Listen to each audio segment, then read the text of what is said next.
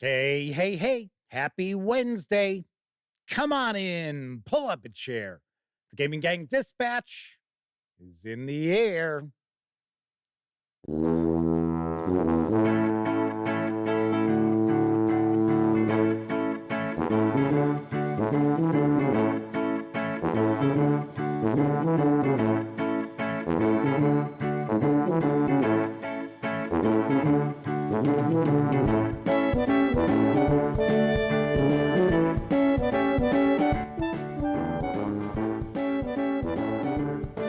Howdy, gang, and welcome once again to the Duct Tape Studios. I'm Jeff McAleer, your host here at the Gaming Gang Dispatch, brought to you by, shockingly enough, thegaminggang.com, of which I happen to be the founder and editor-in-chief, as well as, throughout the early part of this month, Roll for Combat is our sponsor. Yes. We'll talk about that in just a few moments. But welcome aboard, everybody. Tonight is Wednesday, October 2nd, 2024. This is live show number 1107. If you're not overly familiar with the show, let me point out, super casual around here. Just hanging out, talking about the latest in tabletop gaming news. And then I will normally pontificate about a topic related to our hobby, which I shall be talking about tonight, because we're going to discuss if the old school renaissance is right for you and your gang. So we'll talk a little bit about old school renaissance role-playing games and what kind of sets them apart from more modern fare, and if you might find it up your alley. So we'll be talking about that in just a bit. But, of course, when you're not watching videos on the Gaming Gang channel, be sure to visit gaminggang.com for all the latest in tabletop gaming news, reviews, and a whole lot more you are not going to find here on YouTube. In fact, just yesterday, we celebrated the 14th anniversary of the gaminggang.com. I don't want to necessarily say going live, but we announced that it was around 14 years ago yesterday. So kind of cool. That was pretty sweet. Of course, you know the drill about the website. Get your geek on at thegaminggang.com. Then, of course, because this is a live show, that means there is also chat available. It's not on screen. It's one of the ways that we keep some of the more unusual commenters at bay. And you must be a subscriber to the channel for at least 10 minutes before you can take part in chat. Yet another way we keep some of the more unusual commenters at bay. But if you want to say howdy, maybe you got a question, comment, and you check both of those boxes, fire away. I will do my best to respond. Let's see who is popping on into chat. First out the gate tonight is Keithulu. Tony Urquides is with us, as is GlueandRx, James Eck, DB, Aaron Porter, Coco B, Martin 7W, Chris Lundgren, Mike, Sean O'Donnell, Beat Cafe, Mark Dandy, Semper Buffo, the Madman is with us, good friend of the show and chat moderator. Lord Cos 2000, Wallona's Cave just hit us up with a super chat. Thank you very much. And Zorex Zoran 1, GameCat, Coco B, John Snyder are all with us in chat. It is a rockin' and rolling chat already. So welcome aboard. Kathy Evans is also popping on in. So welcome, everybody. It is strangely humid, and I don't want to say it's like warm down here in the Duct Tape Studios, but it is strangely humid. I don't know why. At least it's not currently the kingdom of spiders, as it sometimes becomes. 245 Trioxin is also popping on into chat. So as I mentioned, through October 8th, our sponsor is Roll for Combat. That's right. It is the home of the Battlezoo Bestiary Elemental Storm Kickstarter. Deliver a fresh and exciting experience and keep players guessing with over 170 new elemental monsters that channel the power of 20 unique elements, including classics like air, earth, fire, and water, as well as new elements like music, space, and time. Your players will never know what's coming. But what does award-winning monsters actually mean? Because these monsters are supposedly award-winning. Well, each monster found within all of the Battlezoo bestiaries, including this one, were submitted to an open contest for new and aspiring monster designers. Entries were judged in 2 rounds. First, all entries went through an open judging process where anyone could rank each monster based on a number of criteria. After that round was completed, the top monsters were selected, and then industry professionals scored the top entries on new criteria, producing copper, silver, gold, and platinum winners, as well as one grand prize winner. Every time I see that, I think Bozo's Circus in Chicago with the grand prize game. And it was just throwing ping pong balls into buckets, metal buckets. So a lot of times they would bounce out when you were further away and the kids were trying to toss it on in. Yes. Anyway, the eventual grand prize winner was depicted on the cover. Not only did each winner get their monster depicted in a book, but they each were awarded a cash prize. Inside the book itself, next to each monster, you'll see each winner's name and medal rank. So yes, each monster in these bestiaries is actually award-winning. Battlezoo Bestiary Elemental Storm is available for both 5e Dungeons & Dragons or Pathfinder 2nd Edition. And you can reserve a copy of the hardcover in the flavor of your choice for a $6 pledge. I did say 60, not 6. As I said that, I was like, boy, I think that came out like $6. It is $60. Or you can score just the PDF for a $30 pledge through October 8th. And expected delivery on both physical and digital releases is next spring. Very nice, very nice. So you know what I'm going to do? Because you already know I've got a copy of Elemental Storm in my possession. I'm going to tease you with yet another flash inside. Get ready. Here it comes. Even though I'm not supposed to share anything from this book, I don't follow instructions well. Take that, Stephen, from Roll for Combat.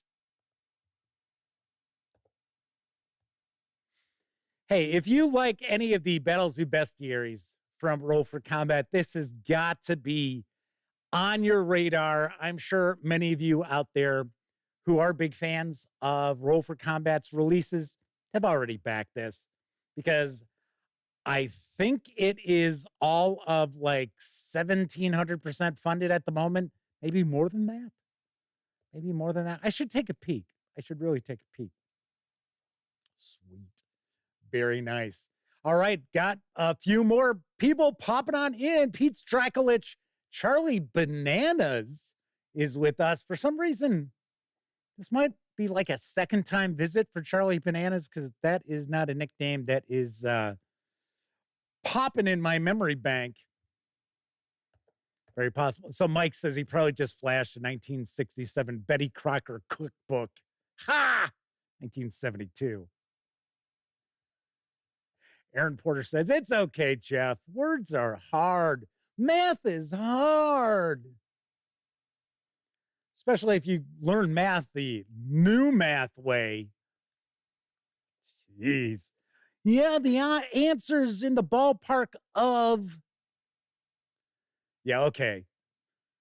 It's like That drove me nuts trying to help my nephew with math, the new math with the ballpark nonsense. I tell you, I tell you, I tell you. All right, let's jump on into the news because now available in print and PDF from Necrotic Gnome and Exalted Funeral is the Old School Essentials Adventure Anthology 2. Here's what I know.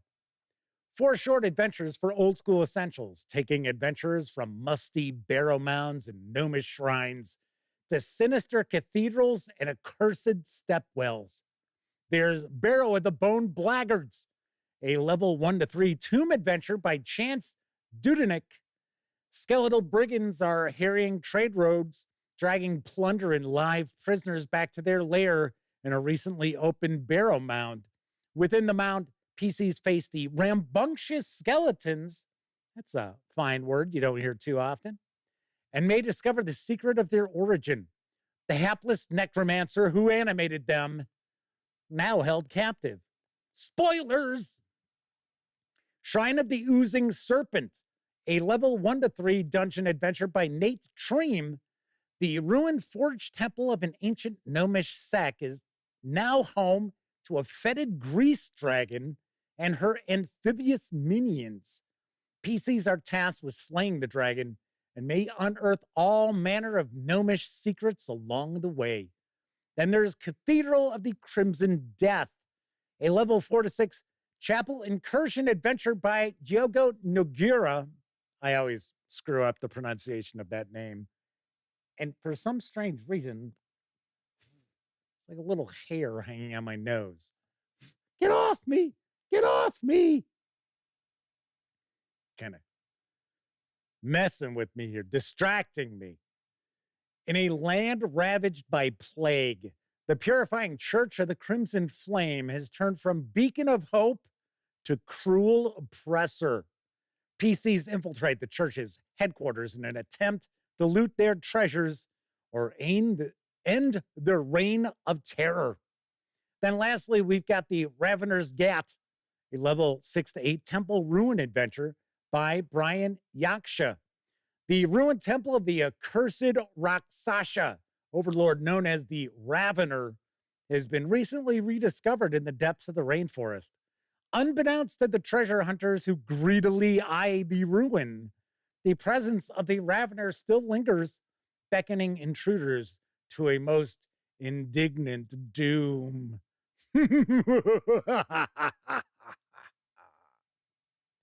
Deluxe sewn binding hardcover edition of this 64-page book with PDF is available from Exalted Funeral for an MSRP of $20. Or if you'd just like to grab the PDF alone, you can do so over at DriveThruRPG for $10. And yes, stay tuned, because I shall be reviewing the Adventure Anthology 2. I will expect to probably have this review up late this weekend, maybe on Monday. It will all depend. Yes. Very nice, very nice. Dice Tales is with us in chat. Welcome aboard. And moving right along, Modiphius Entertainment has released a quick start for players to be able to dip their toes into the upcoming Discworld adventures in Ankh-Morpork. I always have to stop when I try to pronounce that word or that city's name. Role-playing game. And here's the scoop. In this pun-filled quick start adventure for Discworld adventures in Ankh-Morpork, a number of dragons have been stolen from the Lady Sybil Ramkin Sunshine Sanctuary. But why?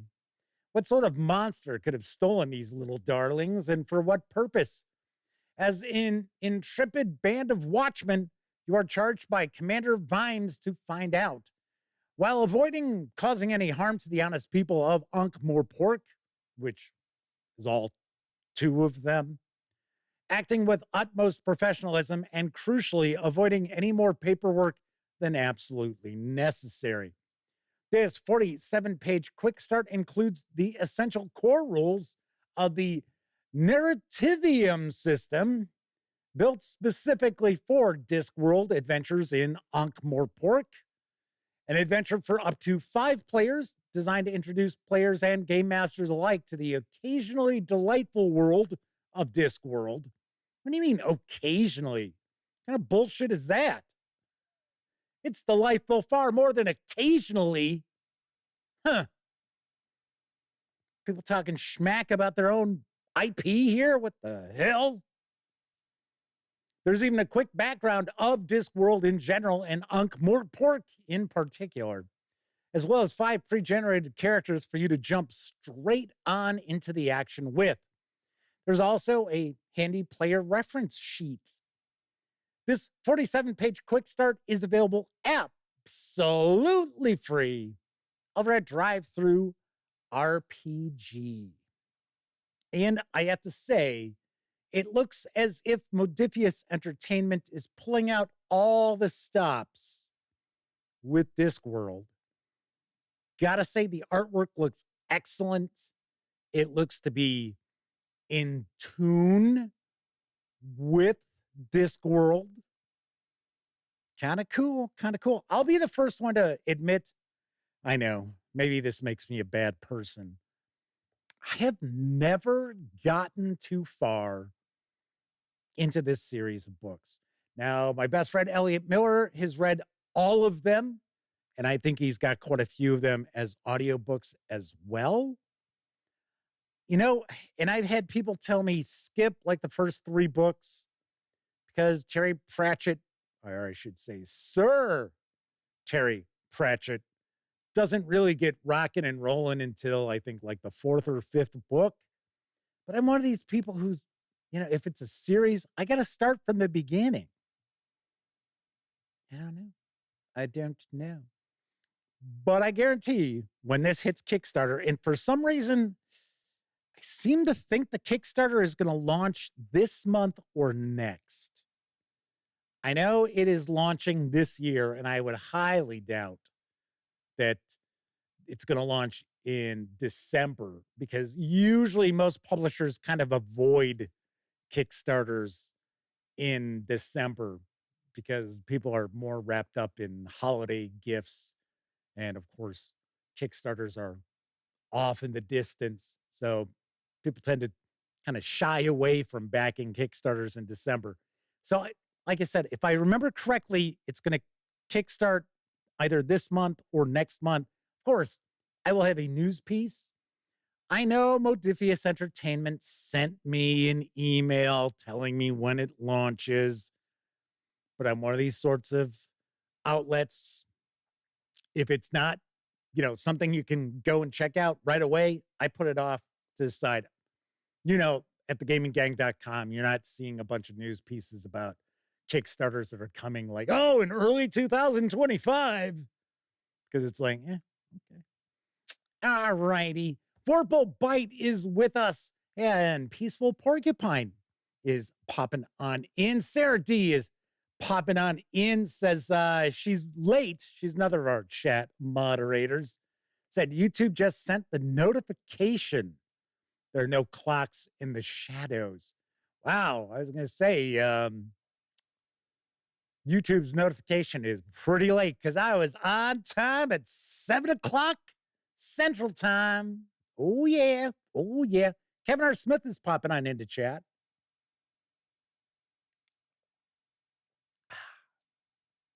Once again, I don't understand why it's so weirdly humid down here.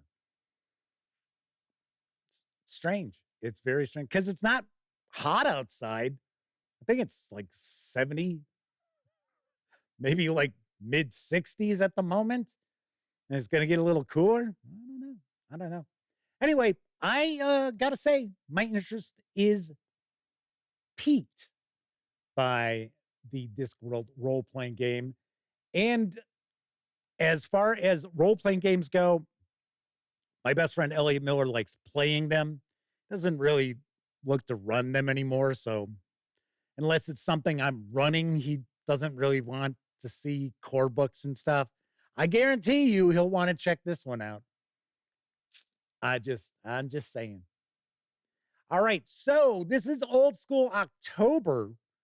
So expect to see multiple Old School Renaissance news pieces per episode if I can find them.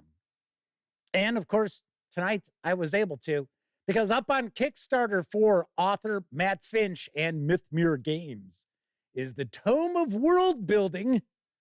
And I've got the lowdown on the project.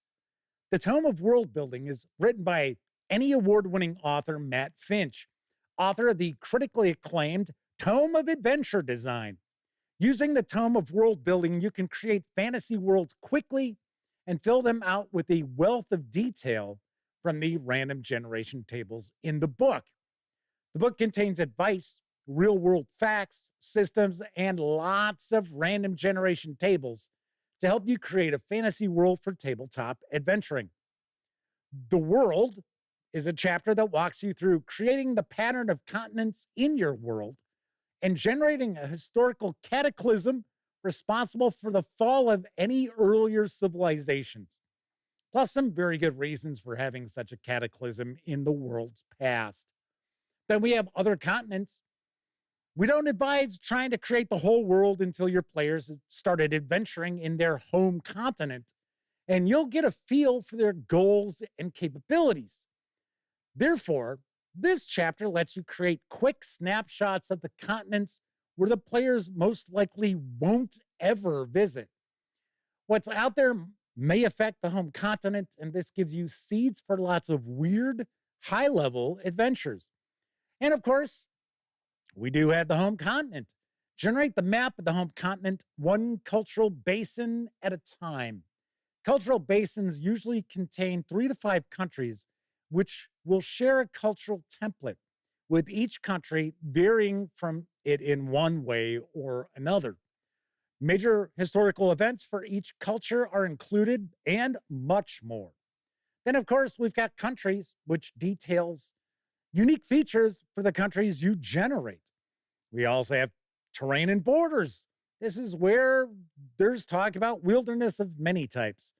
All that isn't part of a country is part of the wild and untamed land that the characters might explore. And then we have illuminarchies, generating world-spanning or region-spanning conspiracies, societies, orders of knighthood, monastic orders, and cults that insinuate their way into politics and warfare.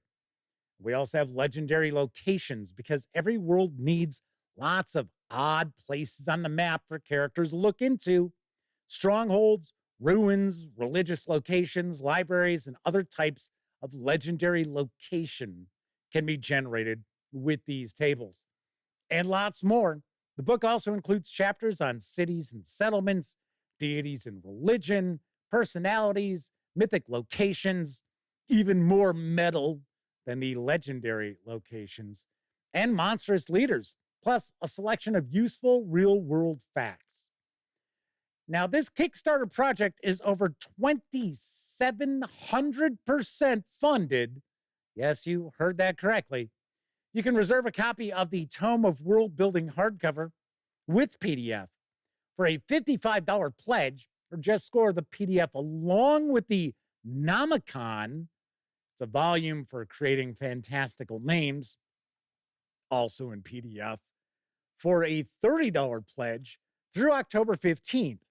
Now, expected delivery on the digital releases is February, with physical releases to follow in June of next year. Gotta say, I like the artwork quite a lot. Some very nice line art, nice old school vibe to it. And of course, it is Matt Finch, the designer of Swords and Wizardry, behind this. So pretty nice, pretty cool. And here's the weird thing. It's sort of like nobody can decide, is it world building one word or world building 2 words? Because it's referred to both ways in this information. It's like, Okay, so looking at the book, it's like Tome of World Building, 2 words. So Forple Bites says, all this stuff he's talking about sounds like fluff to me. What does your dungeon care about culture? Monsters are for slaying and gold is for spending. Well, but if people want to create their own worlds, hey, why not? Plus, you got to have places that you can go and spend that gold. Carousing, buying gear, what have you. Don't usually have shops in the dungeon. Anywho, this looks kind of cool. Could be pretty interesting. I wish I could have an opportunity to share a video of the, Swords and Wizardry Complete Revised. Because I've heard really good things about it. I have the PDF. Don't know. Maybe one of these days. Moving right along, there's a new science fantasy role-playing game which has landed in PDF. Here's the skinny on Ether Nexus from Absolute Tabletop. In ages past, Iskara was whole and its people prospered. Powerful magic and wondrous technology lifted life to utopic heights. Then the Ugdra came, emerging from the darkest depths of the cosmos to consume, proliferate, and conquer. Only the etheric knights, warrior mages clad in artifact armor, could withstand the onslaught. When the ensuing hive wars ended, Iskara was left sundered and drifting in her fragments, and their survivors clung to what life they could. Now, generations past, Iskara deigns to rebuild, but the shadow of the Ugdra looms, and Iskara has need of her knights once more. Ether Nexus is a fantasy tabletop role-playing game of mecha and magic powered by the Mecha Hack. Discover a high fantasy world shattered by calamity and preserved by etheric knights clad in artifact armor. Inspired by such properties as the Vision of Escaflowne, Nausicaa of the Valley of Wind, and Aura Battler Dunbine, that I'm not familiar with. Aether Nexus features a full rule set, unique player options for customizing etheric knights and their apparatus, and a host of game master tools to help build harrowing adventures across an exciting fantasy setting. This 128-page A5 rulebook from Absolute Tabletop contains everything you need to learn the game, create and upgrade characters, and prepare and run sessions. I don't believe it is out in print just yet, but you can score the PDF alone over at DriveThruRPG for $19.95. So if you are an anime fan and you're into kind of science fantasy, probably leaning a bit heavier into the science and the mecha, this should be on your radar. You may want to check it out. Artwork looks pretty solid. Gotta say, it's got that specific kind of, anime look to it. So sweet. Very nice. And Typical DM's mini chest is popping on in to chat. Welcome aboard. I think I've said hello to everybody so far in chat. Let's move on to our final news piece, because there's currently a money-saving bundle at DriveThruRPG. Yes, I've talked quite a bit about DriveThruRPG tonight. It features the entire run of the Fight On Old School Renaissance zine, and I've got the deets on the deal. Welcome, weary traveler. Enter here the inn of years gone by. The dark prince yet holds the corner table, seeking mercenaries against the usurper. Perhaps your band will heed the call. I see you now, valiant Swan May in shining mail, melancholy sorcerer with pursed saturnine lips, wild red-haired barbarian, dark witch of these sunken fens, and of course, the dwarf. It is the glory of battle you seek, justice, coin, or mayhap a kingdom of your own in the offing. All these are within your reach. You have to but pick up the dice. Fight On is a journal of shared fantasy. We who read and write this magazine are a community of role-playing enthusiasts, united by our love of the freewheeling, do-it-yourself approach that birthed this hobby back in the 1970s. We're wargamers who write our own rules and fantasists who build our own worlds, weekend warriors sharing dreams of glory, and authors collaborating on tales of heroism and valor. We talk, paint, draw, write, act, costume, build, and roll dice in service of our visions. We game, and you're welcome to join us. All 14 issues of the very well-remembered zine, because this hasn't been around since, what, about 2018, I think? Maybe even further back than that. Regardless, all 14 issues are available as a PDF bundle. It is $35.95 over at DriveThruRPG. And it's kind of interesting because you could even see from the first issue to like the 6th issue, just the jump in the cover artwork. So it starts off, oh yeah, sort of looks a little bit like, OD&D on the cover. Although the artwork's a little better than the OD&D books. And then all of a sudden, starts looking a little more professional, hey. But I have always heard really good things about Fight On. I have never read any of the zines, but if I remember correctly, I think it's issues 6 and 7 that are like really well regarded because they've got some adventures in them, or it's an adventure which is broken up into 2 parts that people have always said were just excellent. So there you have it. There you have it. Very nice. That is it for the news tonight. Of course, I have been talking about DriveThruRPG quite a bit on this episode. Don't forget, the Gaming Gang, thus the Dispatch, is affiliated with the One Bookshelf sites. So if you're going to go visit, say, DriveThruRPG, Storyteller's Vault, Dungeon Masters Guild, Wargame Vault, any of those One Bookshelf sites, please stop by thegaminggang.com first. Click on one of our banner ads. That way, if you happen to make a purchase, I get 5% of that sale. And all those nickels, dimes, and quarters really do go a long way to keeping thegaminggang.com around. Also, if you like the video, if you dig the channel, if you find thegaminggang.com to be a valuable resource, hell, if you just like what we do, you can always stop on by paypal.me/thegaminggang to make a small donation. Hell, you can buy me a 2-liter bottle of soda.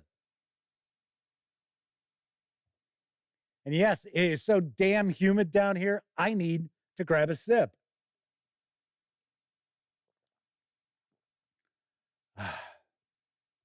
Very good. Very nice. Very nice.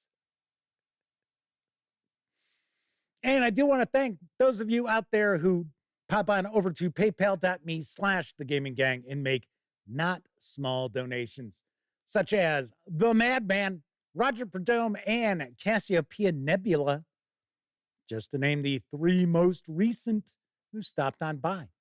Very nice. But of course, if you go and use our banner ads, or if you stop by paypal.me/thegaminggang, it is absolutely appreciated. Thank you very, very kindly.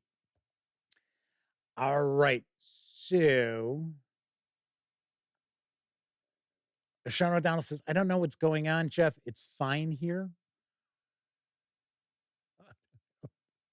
I don't know. I don't know what's going on. I do see there's some discussion of the OSR that's been bouncing around in chat. I think the topic of death was being addressed. Yes, that's actually something we will talk about when we get into tonight's topic. And we will get into tonight's topic in just a little bit. I did want to mention, in case you weren't aware of this, The Dungeon Museum in Lake Geneva, Wisconsin is now closed.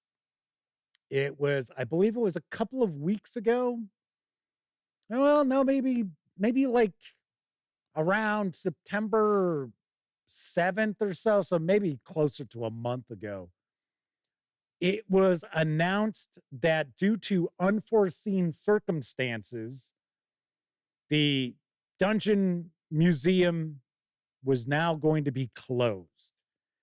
And I luckily got an opportunity to go in and take a peek at the Dungeon Museum 2 years ago when Elliot and I went to GaryCon. And I mean, it was fine. I mean, don't get me wrong. I mean, it was kind of cool to see stuff that we hadn't seen in decades, game releases, stuff like that. I get to see things that we had never actually got, our eyes to peel on. But that was kind of cool. But, it was kind of odd because it was kind of a store on one hand. And you walked in because it's a house. You walked in and you had the front porch was enclosed and it was all used stuff, used games and that. And then you walked in and it was just a small little game store area. And then you went through that area and then it was the museum section, which like I said, it was kind of cool. I got pictures and things like that, but kind of sorry to hear that it closed. Now, funny enough, I think about a year ago, it went on the market and I think the asking price was $5 million. And I believe the house had been valued at $300,000. So I guess I could see why it didn't sell. Gleeman RX is asking, is the Dungeon Museum the house where TSR first operated? I know they operated out of it. But the thing is, I don't think that's Gary Gygax's house. The house that was Gary Gygax's. There we go. Kevin's pointing it out. Yes. So it was their first headquarters after Gary Gygax's basement. Yeah, because when TSR first formed, they were operating out of his house. So Kevin probably knows far more about this than I do. But I thought the dungeon was where the dungeon store had been. I thought that's what that was. I could be absolutely wrong. I don't know. Verbal Bite says, when they were in Lake Geneva, the dungeon was a store on Main Street. Not sure if that's Main Street, but yeah, it was. I mean, it was kind of funny because it was near the downtown area, but it wasn't part of the downtown area. So right where the Dungeon Museum was, there was a real estate office next to it. I think there was a restaurant across the street, but that was about it. I think there was I think there was a Pizza Hut right there, but it was not downtown because we thought, oh, it's going to be downtown. I was like, oh, okay. Verbal Bite says they saw YouTube where Gen Con fired all the fantasy science fiction writers panel. I don't know what that means. It's just because I didn't think Gen Con employed a writers panel. So I don't know. Keith Ulu's talking about DHSM. I don't know. Oh, Dungeon Hobby Shop Museum. Thank you. Said it needs to be taken away from the scumbag who owns it. Like I said, I don't know. I mean, they charged us, I think it was like $2 or something to walk through it. We spent probably 10 minutes there. It was fine. Sort of like, you know, we thought it was like a museum. We thought it was really going to be a museum. The reason why I mention this is I'm kind of curious what is going to happen with the items that have been donated to that museum, because a lot of the stuff that was in the museum area, from my understanding, was donated by gamers, some who were the first players of Dungeons and Dragons that Gary ran games for. So I don't know. I would hope that they would either be returned to the people who donated them or their families, in case some of them have passed, or go to a museum like Lake Geneva. I'm sure has some sort of historical society or something. I don't know. So I did want to mention that because you know, it's funny because I noticed this. I ran across it last week and then I forgot to mention it. And I figured, well, it's old school October. So I wanted to make sure. Vorpal Bite says, naturally, the donated items will be auctioned to pay the bills. I don't know. Well, like I said, I don't know the people who own it. I don't know anything about it.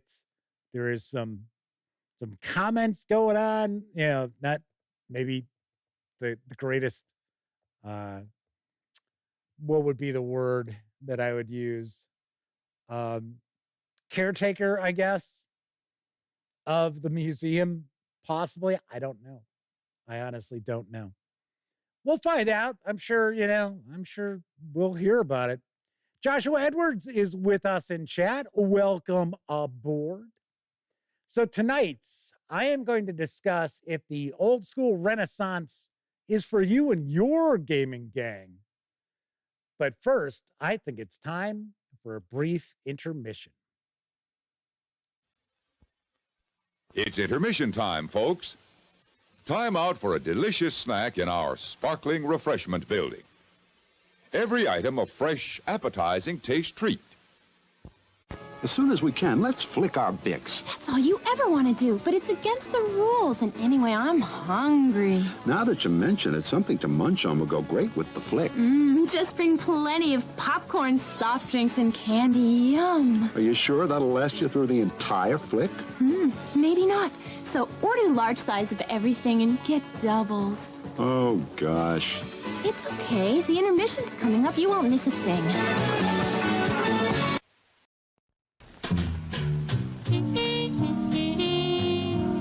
Music to the ears of the hungry. The sizzle of a mouth-watering hamburger. Fresh, lean beef, done to a golden brown, couched in a soft bun, and garnished to taste. Man, that's hunger heaven. And you'll feel like you're heaven sent when you get one at our refreshment stand. You want a can of Wilkins coffee? No, give me a bottle of ginger ale. Okay. But he would have liked the Wilkins.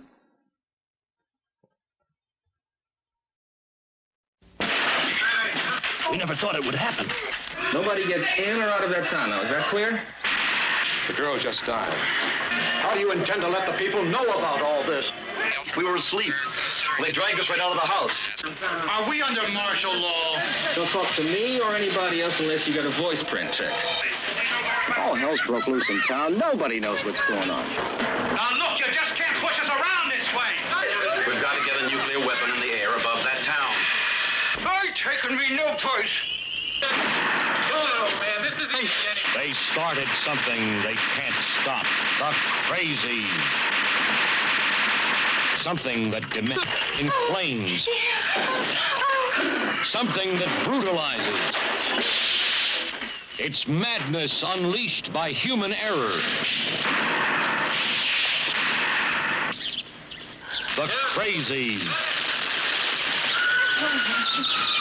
Can they tame it before time runs out? I'm a key man on the 50s team. A key man! I'm one of the developers of the goddamn thing. Now, if you want me to get the job done, you get me the stuff I need, and you get the hell out of here before the morning's over. A small town becomes a giant stockade. Evans City must be contained or leveled. We're all concerned with Evans City, Mr. Hawks. If we have to push the button, we just say the weapon went off. Get me the president.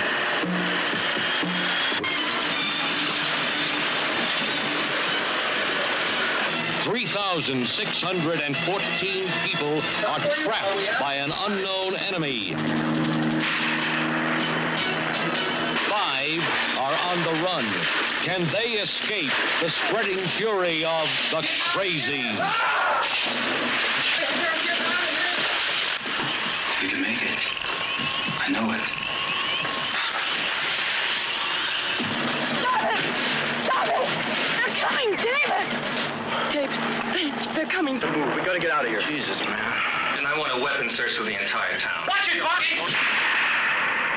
This is exactly the kind of thing we're trying to prevent. A lethal terror snowballs into hell. In there. Madness runs rampant. We'll dope it out. Sooner or later. Sooner or later.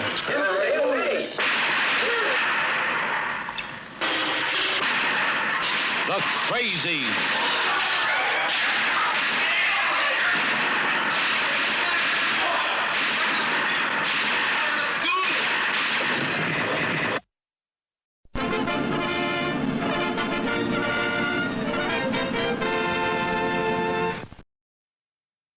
The Crazies. Yes, little George A. Romero action there. In fact, that was made between, it was one of the films he made between Night of the Living Dead and Dawn of the Dead. And strangely enough, George A. Romero directed a romantic comedy and then another movie that was about a witch or witchcraft, but it really wasn't a horror movie. It was more kind of just a drama about women unhappy in their marriages and stuff like that. And then you have The Crazies, which is a little Night of the Living Dead-ish, if you know the story behind it. Actually, not a bad movie. It's all right. But yes, I noticed a few people in chat mentioning the remake, which I think was in 2010 with Timothy Oliphant. That is actually pretty good. That's pretty good. Just like I liked the remake of Dawn of the Dead. I thought that was really good. And then I want to say the remake of Night of the Living Dead was awful. Terrible. DB mentions Martin, the vampire movie. Was that between Night of the Living Dead and Dawn of the Dead? For some reason, I thought that was afterwards. Maybe not. You might be correct. But for some reason, I thought, yeah, maybe, I guess maybe it was. Yeah, Martin's a bizarre movie. Real strange movie. Very ambiguous as far as the character. I don't want to spoil anything in case you want to check that out. All right. Anyway, so tonight we're going to discuss the old school Renaissance. And remember, my take on old school Renaissance isn't the old school revival, because remember, nobody can agree what OSR actually stands for outside of the old school part of it, the O and the S. The R is up to interpretation. Could be revival, could be Renaissance, could be other things.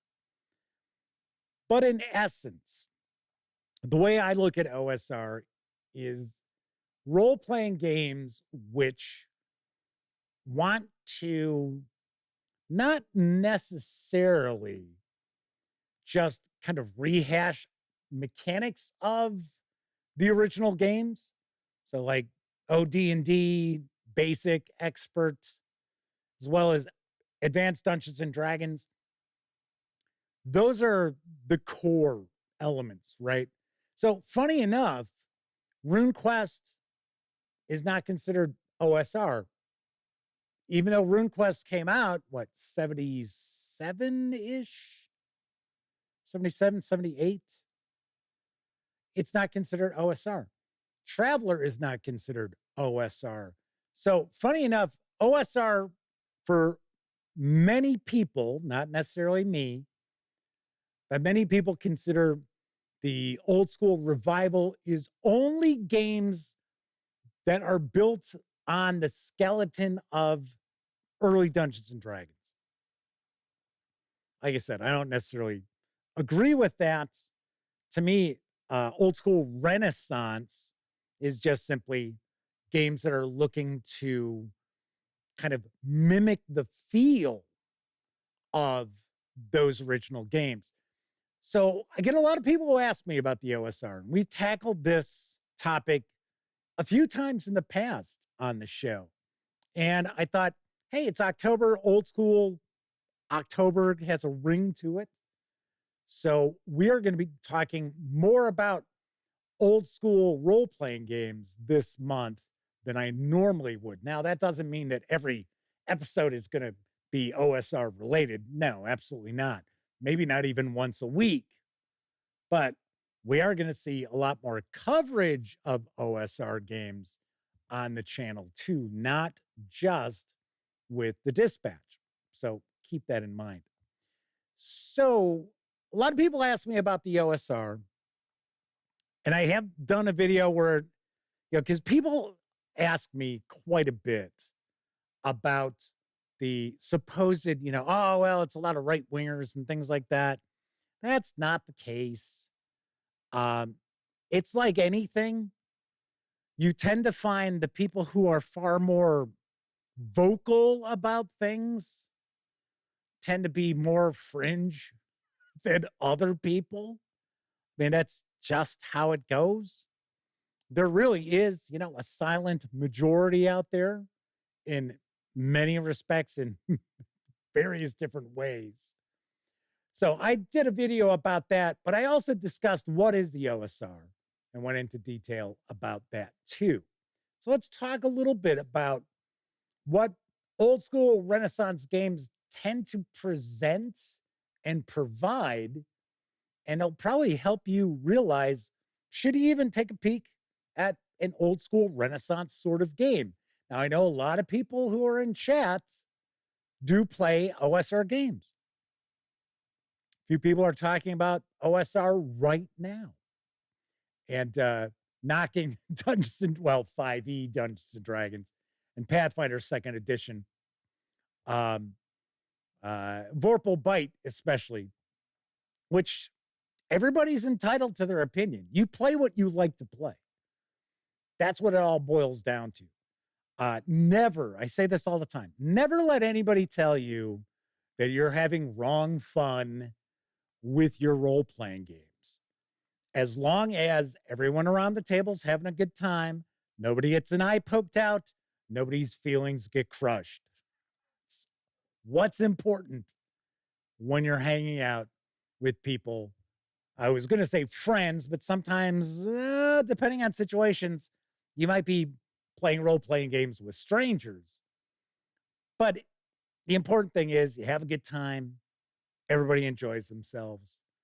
Like I said, nobody loses an eye, and nobody's feelings are just hammered into the ground. So one thing I should point out, if you and your fellow players at your table happen to enjoy lighter rule sets, or you like to create your own rules for role-playing games. Maybe you play 5e D&D and you've got house rules for various different things. Because, funny enough, with all of the rules that are in 5e Dungeons and Dragons, and now, of course, it's 5.5. Yeah, I know. I said it. I say it all the time. The new, not new edition of Dungeons and Dragons. Maybe you have a bunch of house rules that you've come up with, and you pretty much stick to those now. If Do you like doing that kind of stuff? Or maybe you feel that the role-playing game that you currently enjoy with your friends is just too loaded down with rules and you feel almost restricted by them, almost constricted by them. The OSR might be for you, because even when people talk about the complexities of Advanced Dungeons and Dragons, they're really not talking about the complexities of Advanced Dungeons and Dragons mechanically. Most of the time when people are like, oh, reading through the AD&D books, it's kind of dense. You have to keep in mind, those books weren't written for the lowest common denominator, like most game books are nowadays. Most game books are written to probably, my guess, 6th, 7th grade reading level. That's just a guess. Not all of them, don't get me wrong. There are still some that just aren't, like I said, catering to the lowest common denominator. But even myself, if I were to break out the Dungeon Master's Guide today and started to read through it, I guarantee you I would need to consult a dictionary every once in a while, because as we've pointed out in the past, Gary Gygax, and in ways rightfully so, has been accused of using $20 words when a 20-cent word would work just as well. But mechanically, these games aren't overly complex. Now, I know we had somebody who was mentioning new SR, which we might actually try to do a new SR November next month. All depends on what I might be able to track down to kind of share videos of and do reviews of and things like that. I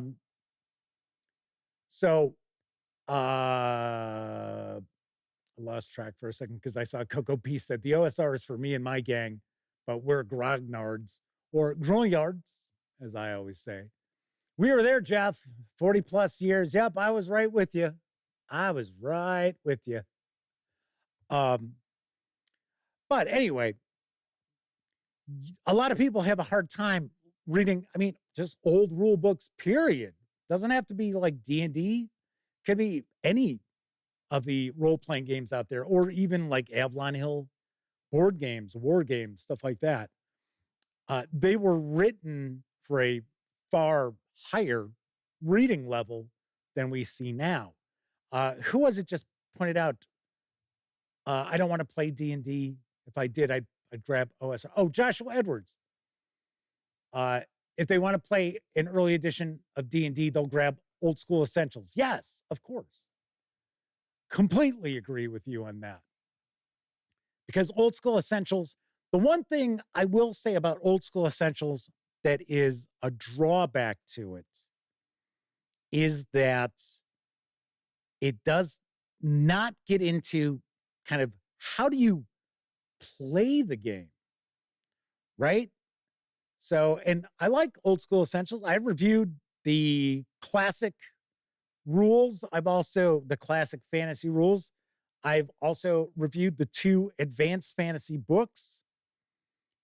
Liked them tremendously. I think they're great. But they don't get into how do you run the game? How do you play the game?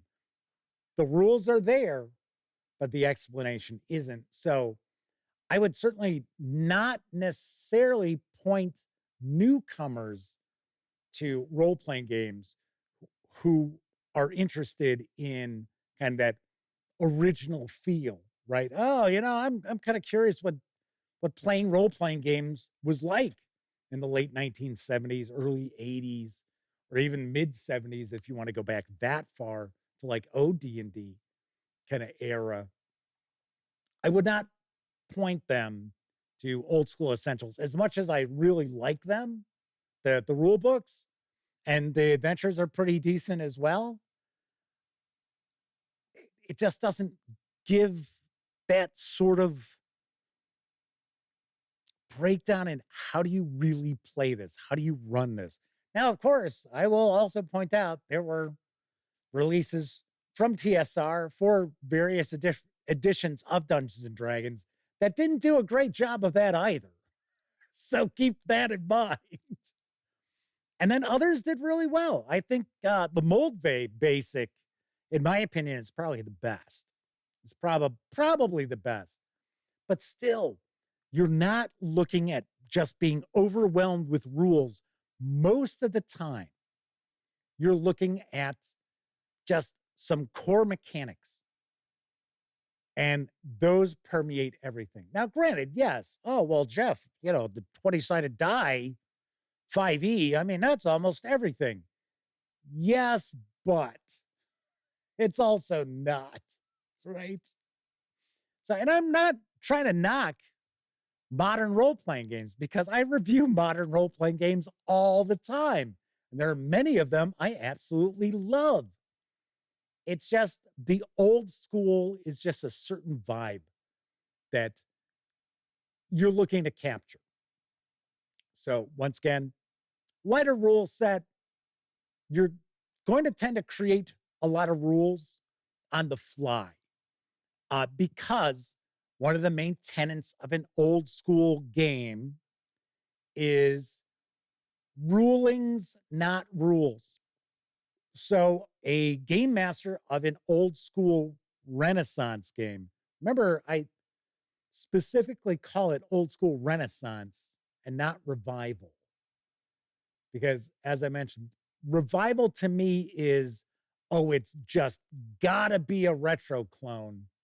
It's gotta be built on that skeletal DNA of D&D, which I don't necessarily believe. You can be an old school game without necessarily having to have those same 6 attributes, the 3 to 18, range and things like that. Anyway, so lighter rule set, rulings, not rules. So you're not bogged down with rules. Something else, and this goes more for probably game masters than anything else, but I know some players who kind of whinge about this stuff too. If you want a game where your characters' backstories develop through gameplay, as opposed to, well, the players all sat at their respective homes last night and each invested 2 hours creating backstories and rolling up characters and things like that. And now as the game master, these 5 people have decided, okay, so they're coming to play in your campaign. And now they all sit around your table and expect you to incorporate the backstories of all of their characters into your brand new campaign. If you don't care for that, well, the OSR is for you. And if you're a player who, and I don't mind players coming up with backstories. Backstories are fun. I like backstories. But I prefer to be able to have a player pitch me their backstory in a minute. If your backstory is going to take more than a minute for you to explain to me, and if you think about it, talking for a minute is a good amount of talking. We used to do things as far as when I was a supervisor, when I was in management, we would talk about silence and how important silence can be in a conversation when you're dealing with the public. And sometimes you use it for good, sometimes you use it for ill. And just not saying anything, just having silence for 30 seconds feels like a long time. So just imagine somebody talking nonstop for a minute, kind of a long time. But old school Renaissance role-playing games, and they don't only have fantasy role-playing games. There's all different genres of old school Renaissance, from science fiction and horror and modern era spy games to like 1920s prohibition. All that stuff is out there as OSR games. So it's not only fantasy games. But if you like having your backstory for your character, or you like your players' characters' backstories to develop through the actual gameplay, then you're certainly going to enjoy old school Renaissance games. Now, I'm going to continue with some other stuff, but I know notice a lot of people are asking some questions here. Pete Straklich asks, is Morkborg OSR? Is Mirkberg? You just wanted me to say that. It's the only reason why you asked that. You just wanted to hear me say Mirkberg. Is it OSR? According to the self-anointed experts in the old school revival, it is not. It is not OSR. It is considered to be new SR. Would I say it's part of the old school revival? Yeah, I would. I would say that because it is shooting for a very rules-light approach. It does utilize a lot of core tenets of the OSR. But I can also see why a lot of people say, no, it's not OSR. We've talked about this before, Dungeon Crawl Classics. The self-appointed experts say, no, that is not OSR because it's closer to 3rd edition D&D than it is to original D&D or basic expert or AD&D. I think it's part of the old school Renaissance, though. It is old school in vibe in so many ways. It's more old school in vibe than some of the actual OSR retro clones are. So Pete Straklich says, level 0 makes a great backstory. Cheers to Dungeon Crawl Classics. Yes, I completely agree. Rule Cyclopedia. Fred Daniels with us in chat. Welcome aboard. Martin7W, I think I said hello to. If I haven't, welcome. Good to have you hanging out here. DB says, Rule Cyclopedia is not so much OSR as just O for original, not old. Yeah, I got to say that throws off a lot of people too. The different early editions of Dungeons and Dragons and the weird silliness with the basic expert and so forth, and the AD&D, and I understand why they did it. It was not, oh, well, we want to have a basic game and then we want people to be able to graduate to advanced D&D. That's a load of horse shit. It was, we don't want Dave Arneson getting money. That was the whole thing with AD&D, come on. And then, of course, the BECMI, that's completely different too. That's not like BX. It's absolutely different than that. Like I said, there's a lot, people get confused by all that. But I have had people tell me, and I got to be honest, I've never actually taken a look at the cyclopedia. I have had people tell me that is actually, in their opinion, the absolute best edition of Dungeons and Dragons. All I know is it takes you up to like Immortal God level. So Peaceful Porcupine says, OSR seems to be obsessed with emulating Keep on the Borderlands and resource dungeon horror.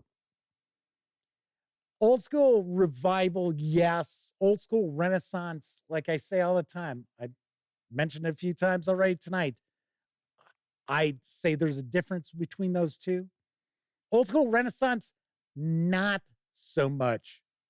DB says it doesn't include Immortal. I know, I was kind of joking. I was sort of kidding about that. As far as the resource management,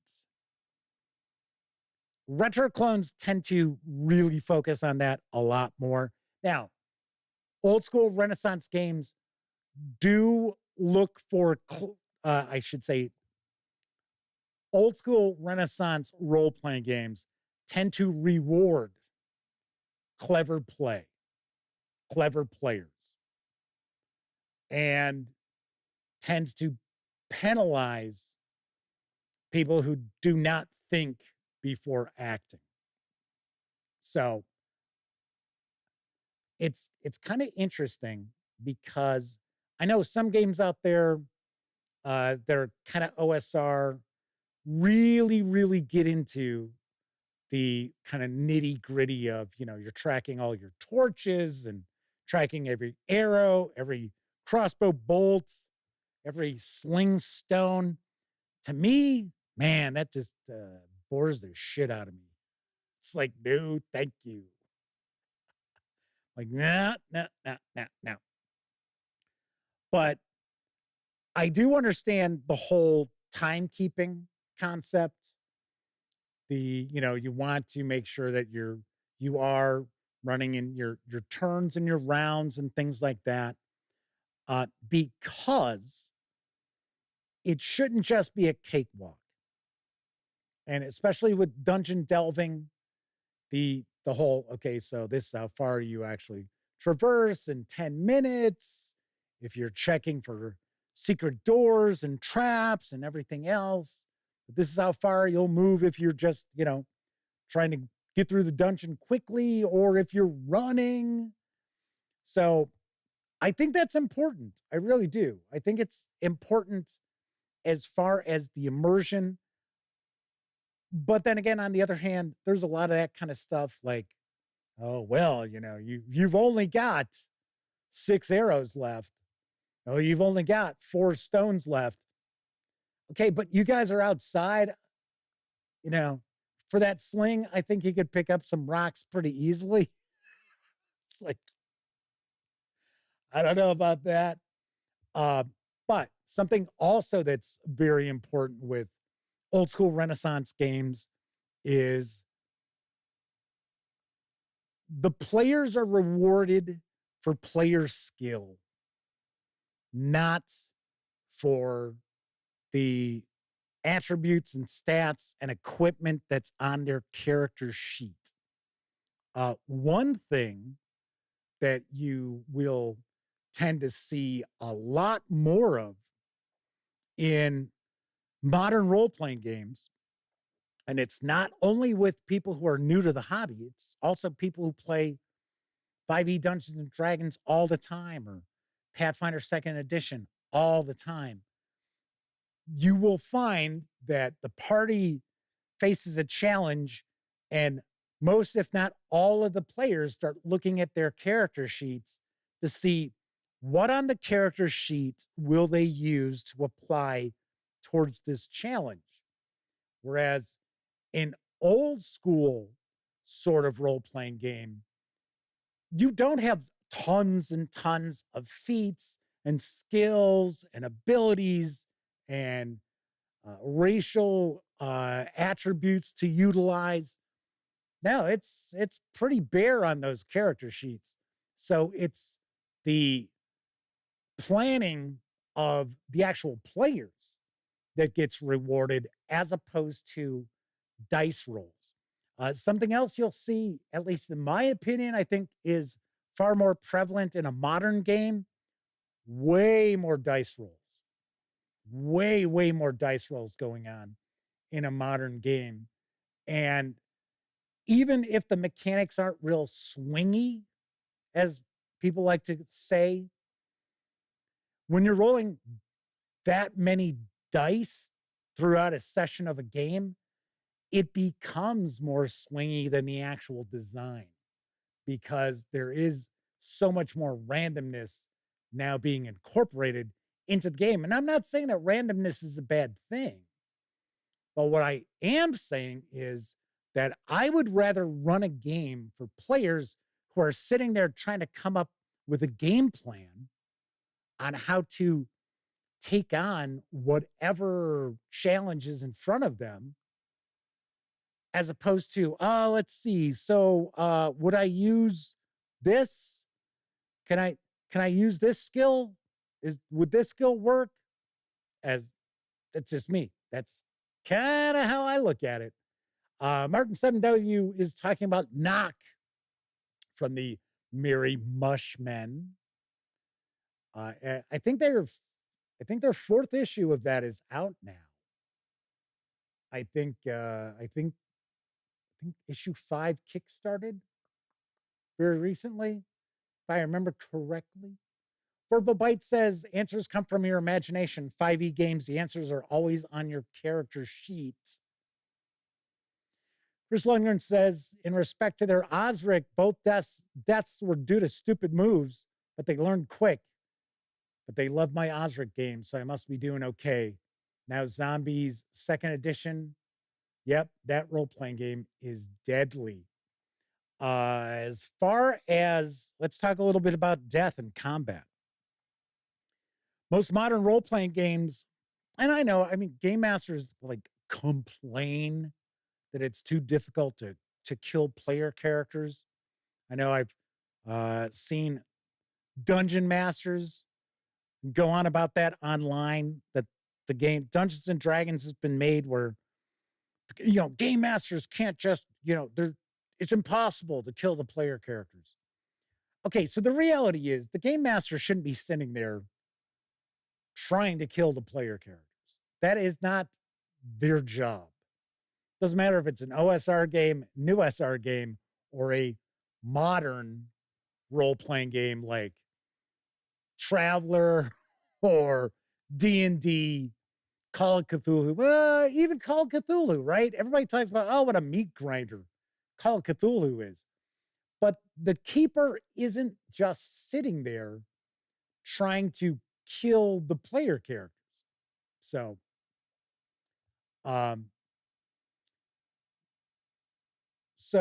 there's some discussion of somebody got banned at Gen Con for their politics. There have been people thrown out of Gen Con for things that they posted online. Funny enough, I've talked about this before. People thought I had been tossed out because they saw it was Jeff from TGG, and it was from the Gaming Goat. The owner of the Gaming Goat, their name happens to be Jeff, and they were escorted out of Gen Con. And I got emails from people that day asking, hey, what happened? Why did I get tossed out? I was like, the hell are you talking about? Like, what? Like, what the hell are you talking about? I'm like, and then I saw it. I was like, oh, great. Thanks a lot. Anyway, so as far as the players themselves, you can always tell if you're sitting at a game table playing a role-playing game, who around the game table has played OSR games and who has not. Because the people who have played the OSR games are the ones coming up with ideas, and the ones that haven't are the ones sitting there staring at their character sheets. And it's not those players' faults. It's how the games are designed.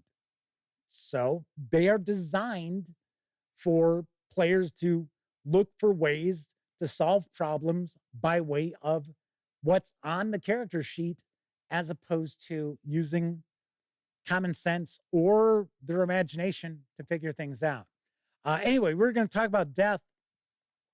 Like I said, it's kind of silly when I hear game masters say, oh, it's too hard to kill off player characters. Bullshit. You're the game master. Kill them. That's it. End of story. It's sort of like, I'm sorry. You're the game master. You roll some dice behind your game master screen for whatever reason, and you go, okay, so you take 35 points of damage, whatever. But once again, you're not aiming to do that.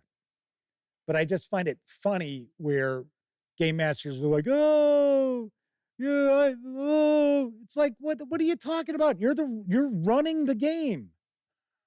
It's like, what are you, a baby?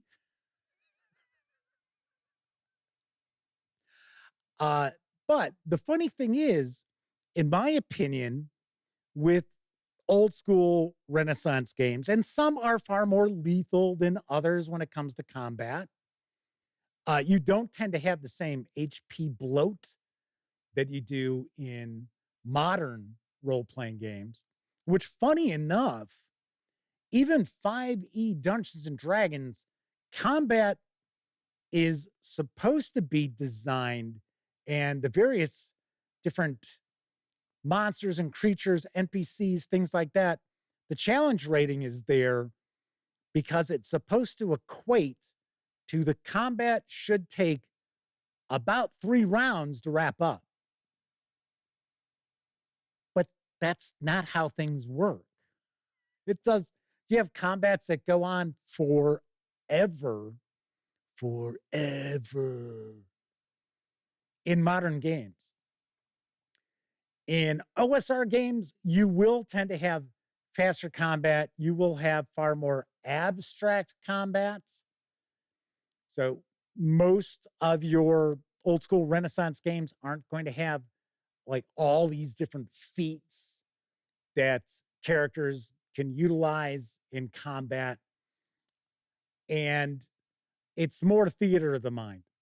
Even if you are using miniatures and you've got, grid maps or flip mats and things like that, it is still theater of the mind as far as the combat goes. But the thing is, how can there be risk? How can your players feel like they're being challenged if there is no possibility that their characters can end up buying the farm? See, that's what I look at. And yes, I get it. People don't like to see their characters get killed, especially modern role-playing games when they've invested so much time into the creation and the backstory for that character. They don't want to see that character take a dirt nap during the first session, second session of play. I get it. One of the things with the old school Renaissance games is that you won't necessarily have that sort of attachment to a character that early. Now, hey, once you're playing, I don't know, old school Essentials, right? If you're a 5th level character, yeah, you've got some attachment to that character, and you will not be happy if they, take a dive. But it's so easy to roll up characters in old school Renaissance games, especially early on. You don't have that sort of investment. Of course, yeah, it's a bummer. But then again, you come up with these, great stories. People who play old school Renaissance games always have tales to share about the crazy things that happened that got a character killed outside of just, I rolled a 1. I rolled a critical failure. Now, there's usually far, far more to the stories than just that. Something else as far as your players having a sense of accomplishment is in the vast majority of old school Renaissance games, the characters start out as maybe just a little better than the average NPC. So as they progress, as they advance, there really is a sense of accomplishment. At least in my opinion, a far bigger sense of accomplishment going on with the advancement with an old school Renaissance game than in a modern game. Because usually in a modern game, that advancement takes place by way of stuff, right? I mean, that's essentially what goes on. Even if you look at the design mechanics of Pathfinder 2nd edition and second edition remastered. The design philosophy is that as your characters level up, they should have the appropriate gear, essentially I don't want to say given to them, but it's really strongly discussed about do not short your players and their characters on goodies. That even first level characters should have some goodies available to them, even if they're, just one shot items, right? So like a second or third level Pathfinder character, they're going to be carrying a bunch of potions. They're going to have scrolls. They're going to have all these various different add-ons to their weapons and stuff like that. And I don't have an issue with that. But the reality is most of their advancement is through their gear. Whereas in an old school role-playing game, a lot of advancement takes place through much higher survivability when it comes to combat, or the ability to avoid combat far easier. And of course, as the players learn a game and they play through adventures, they learn things that work and don't work. They come up with special plans of attack. It's funny, I always kind of joke around about how if you have an old school Renaissance group that's played together for quite a long time, it's like the X-Men, because they'll have their various cannonball special stuff like that. Kind of funny. It's kind of cool. Let's see. Just checking some things in chat. Sean O'Donnell says in second edition Pathfinder, a lot of NPCs start off stronger than the players, which can be hilarious. W. Forge said, I had an option where character don't die but suffer a disadvantage when they reach 0 hit points. Blindness in an eye, severed limb, scarred face. After a while, if they die enough, they'll choose to die. Tony Ortega is with us in chat. Welcome aboard. Dicel says, in Empire of the Petal Throne, there's like one monster that's weaker than the starting human. All the rest tend to crush you. That's why they're monsters. Purple Bite says, too many magic items is a Candyland campaign. All depends. All depends. I tend to, my fantasy role-playing games that I gravitate to tend to be more sword and sorcery than high fantasy. I don't necessarily go like low fantasy as far as the genre, but I do like the sword and sorcery. I'm a big fan of magic corrupting. So even, magic users, kind of like the Dungeon Crawl Classics style. The more magic you learn, the worse off you are. Sort of like Call of Cthulhu as well. Use more magic, it drains your sanity, changes you. So definitely like that a lot. Maddie C is with us in chat. Good to see you. Chris Lundgren says, Jeff, can you touch on a topic in chat, how items matter in old OSR games versus modern? That poll might save your character. Rations matter, etc. I should answer, somebody had asked, do I think Shadow Dark is OSR? I think Shadow Dark is old school Renaissance. Yes, I do. And I completely get where Kelsey Dion is coming from with her design philosophy also. Yeah, I like Shadow Dark. I think Shadow Dark's pretty cool. I know people were mad about it. I don't know. I think people thought that Kelsey paid a bunch of reviewers to review the game and only one person was paid to provide coverage of it, but that person charges everybody. So other people, I think, were mad that it did over $1 million. I don't know. It's good. I like it. And I think Cursed Scroll is really good too. Wish we got more than just one issue a year. So I don't know how good the third-party Shadow Dark stuff is out there. DB asks if I've tried Tales of Argosa. No, I have not. Not familiar with that. Hyperborea, I have. I have reviewed.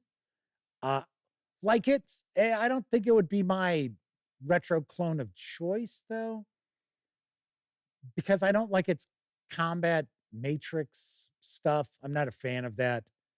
I understand why it's there. I get it. I understand.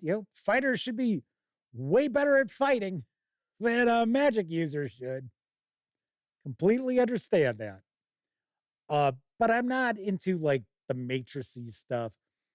As I've mentioned time and time again, I am just, as I've gotten older, I like to go more rules light. So in my opinion, Call of Cthulhu is pretty much the level I want to get. That's about as complex as I want to get with a rule set. Even though, of course, Call of Cthulhu isn't an OSR game, and we're talking OSR. But if you are familiar with Call of Cthulhu, there are some complexities to it.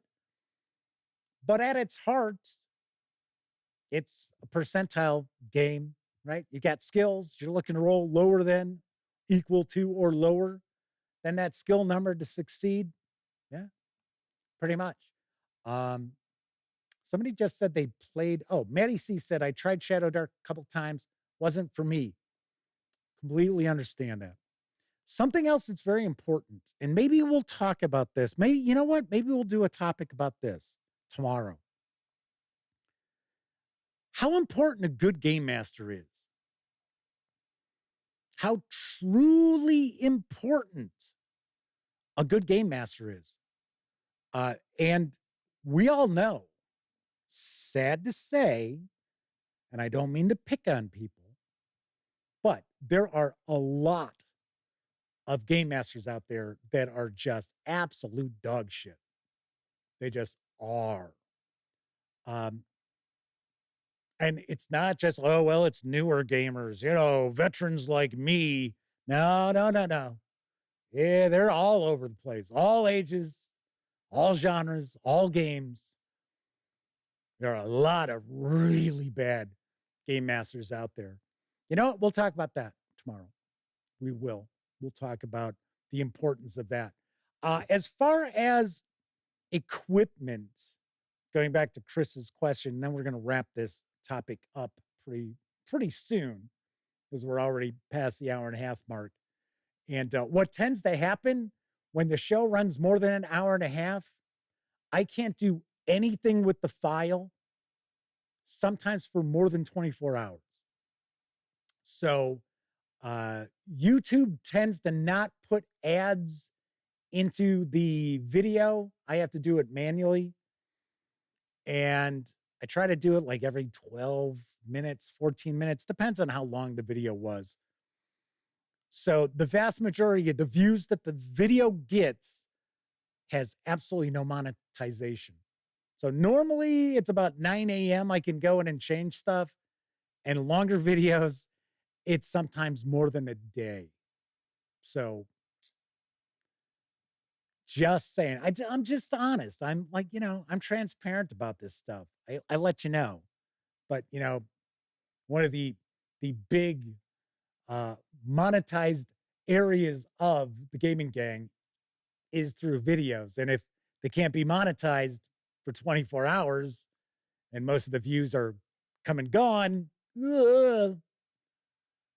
but as far as what I like, as far as like resource management, I think the Black Hack got it right. Rather than just sitting there and calculate, like, oh, okay, so you attacked with your bow 4 times, and now you're going to go and you're going to try to get your arrows back. And okay, roll to see if the arrow is broken. Let's slow things down to a crawl now because combat only took a half hour.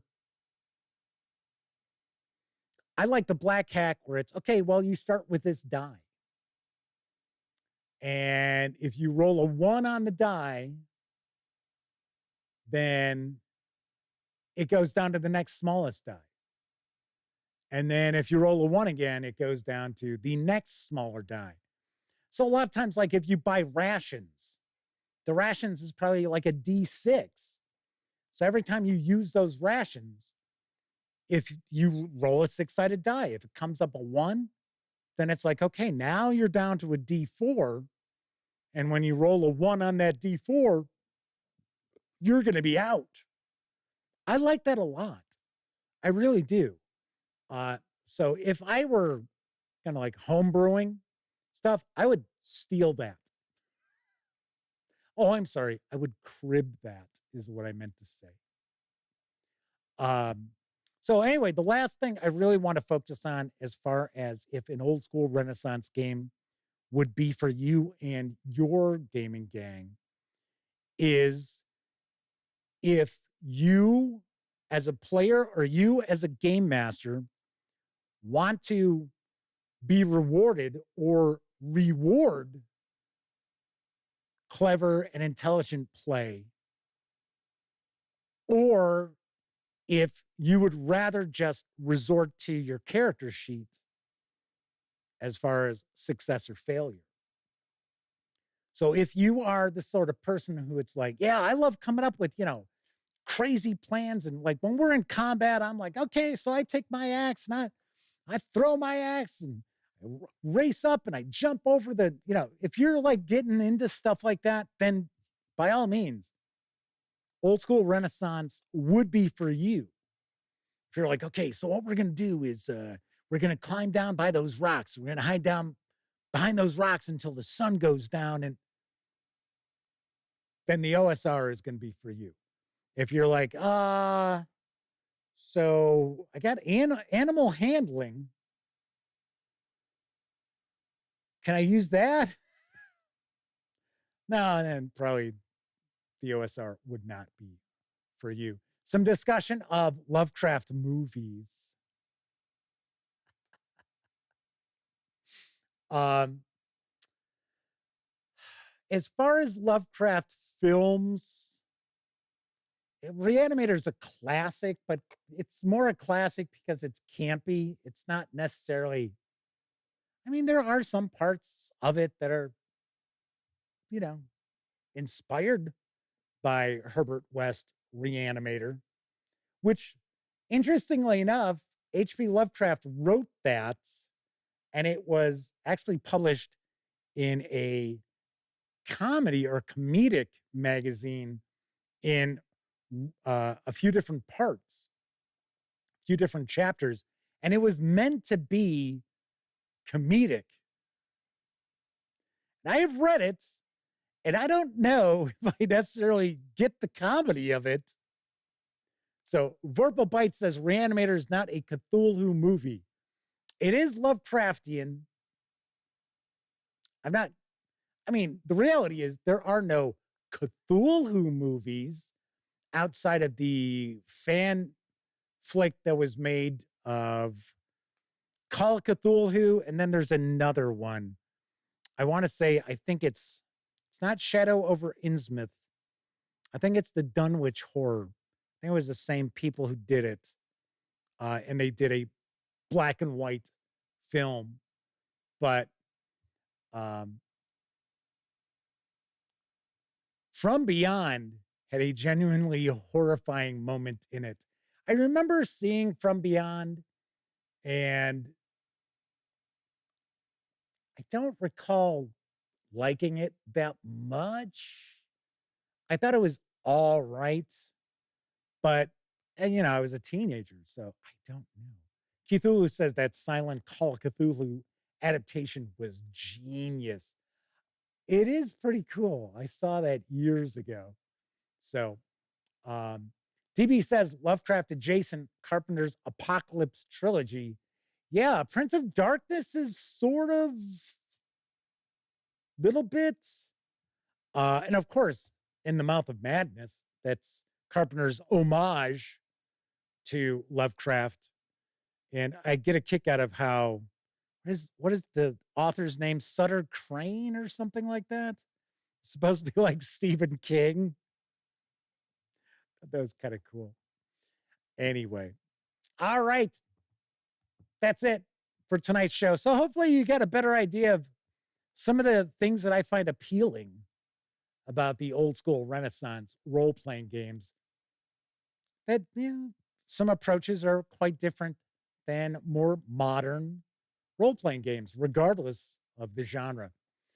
Anyway, if you're watching live, thank you very much.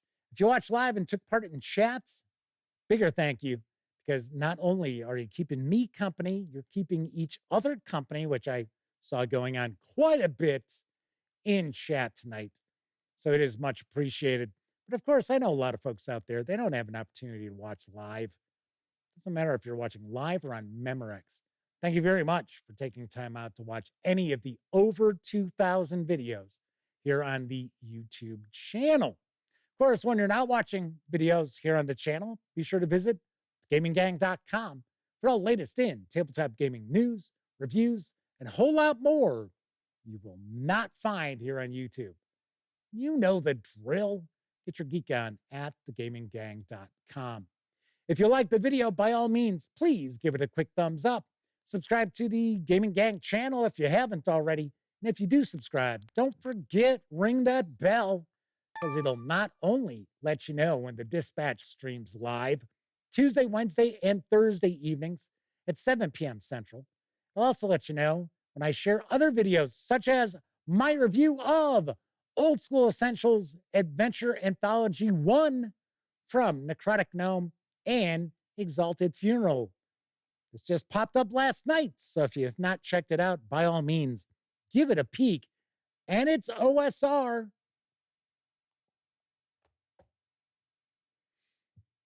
Everybody enjoy the rest of your morning, afternoon, evening, whatever time of day it is in your neck of the woods. Once again, I'm Jeff McAleer, and I'll be back tomorrow. And as always, I certainly hope all of you out there get to enjoy plenty of great gaming with your gang.